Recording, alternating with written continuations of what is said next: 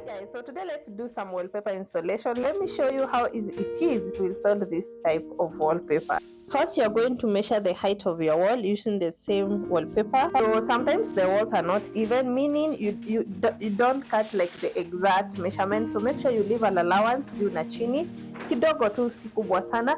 Also, if you're going to do a wallpaper that is patterned, make sure to follow the pattern. I will show you in a few what I mean. After you have your measurement, you have your piece, the first piece ready, you're going to apply the glue on the wall. That thing that I'm tapping from the bucket, that is glue. You buy it when you buy your wallpaper. It is around 500 Kenyan shilling. It depends ni wapi unabuy. The glue comes in powder form. You mix it with water to get the paste. And before you ask, I got this wallpaper from RH Wallpaper pale Instagram. You can just DM them and get your wallpaper. This is not a paid ad, but I don't mind. So once you have applied your glue on the wall, you're also going to do the same on the wallpaper and also now stick it together. So as I said, make sure to leave an allowance juu na chini. This will help you first to follow the pattern of the wallpaper and also give you room in case your walls are not even.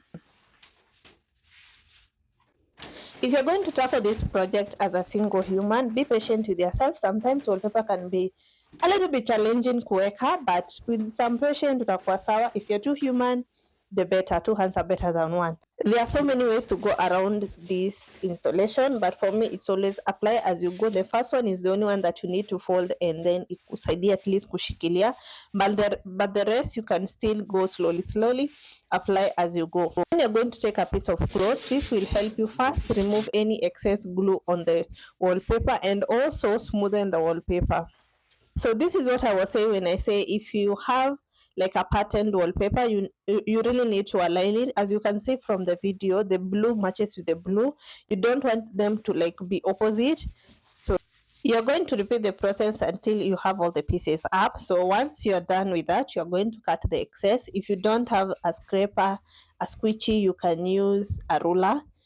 Just make sure you cut on a straight line.